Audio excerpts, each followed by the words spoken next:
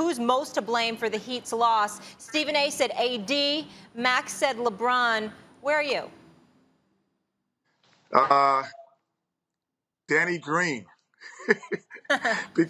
Danny Green, because if this guy's not hitting shots, that zone works. And then, because the one thing that they wanted to do was keep LeBron and AD out of the paint, especially LeBron out of the paint. They did that.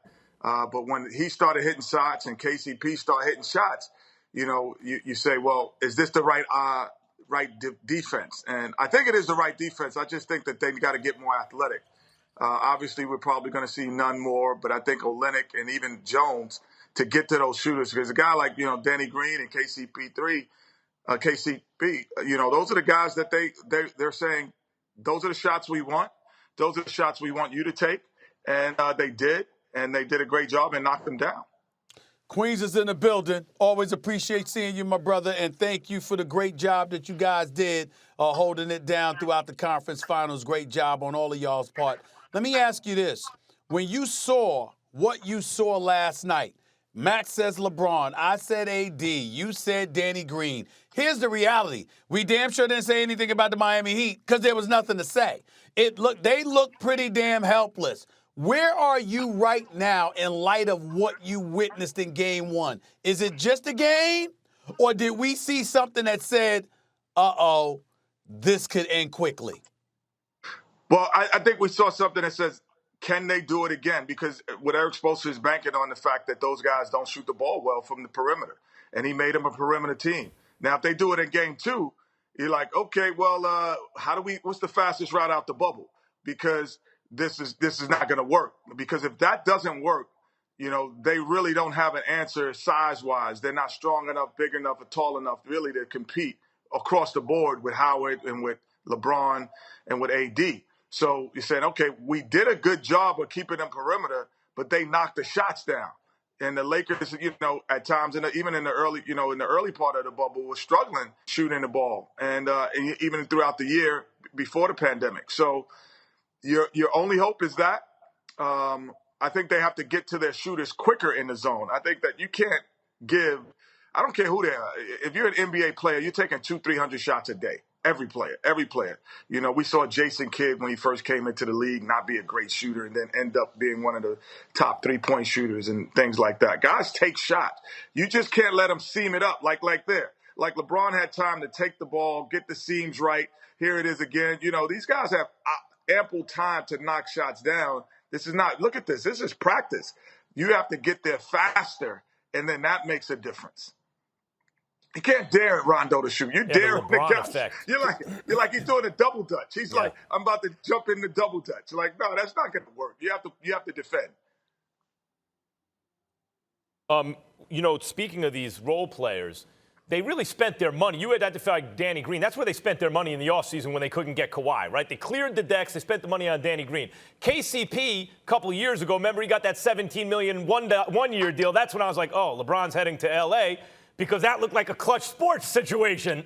And so I get it. So he makes some money too, but really the money that they paid for, like we think this guy gives us real production, is Danny Green. But when you look at the way the roster's constructed, Kenny, they did it like piecemeal. They did it off the scrap heap. They didn't get the prime free agents because they were saving that money for Kawhi, and then everyone was gone for the most part by the time Kawhi signed with the Clippers. Therefore, my question is, what we're seeing from the Lakers role players, does that suggest that Pelinka and them did a great job identifying that talent? Or is that the LeBron James effect? He knows how to get a group of guys to do what he needs them to do to win a championship because he lives in the finals with these kind of teammates. Yeah, it's a combination of both because, the Lakers were stagnated because, first it was Magic Johnson creating that environment to bring LeBron in, and then, KCP and everything was coming. Actually, Pelinka, I believe, was with KCP, but he was the first part. So then, all of a sudden, Magic's gone. Now, Rob has to finish the job of whatever he was doing. So it's kind of piecemealed in. That's why we kind of see it that way. But then when AD, the trade for AD that they were trying to do for a couple years, and when it comes through, then we don't have to piecemeal anything because The two guys that we need are two guys that type of guys we need are here. I think Rob has done a great job. I think the Lakers have done a great job. Magic, obviously getting LeBron there is the ultimate piece.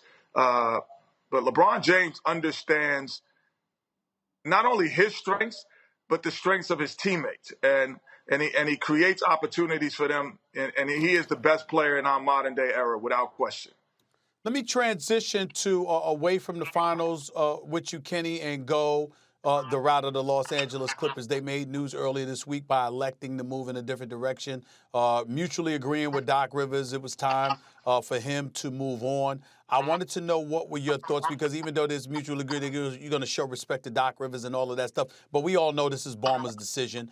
Your thoughts about them electing to make this move in light of the fact that the Clippers ended up folding the way that they did in the conference semifinals? Well, I think surprised but not shocked. You know, we see what the NBA is, and it's a win league. I probably even thinking about 2 years ago when Chris Paul and DeAndre Jordan, Blake Griffin, when team was being dismantled. That's when everyone was saying, well, maybe Doc is not going to be around for that, or doesn't want to be around for that. So I'm more surprised but not shocked. Doc is a great coach. He's going to land on his feet running wherever he wants to go. If it's this year, next year, continuation, he's a great coach. But I think it's the way what the bubble to me kind of exposed is like how your team is, and if you needed to, teams overperformed in the bubble. So it's the Phoenix Suns, the Denver Nuggets. So when your team didn't perform well, as we see, there was changes in Sacramento. There's changes now in Los Angeles Clippers. Like everywhere there's changes. Thanks for watching ESPN on YouTube. For live streaming, sports, and premium content, subscribe to ESPN+.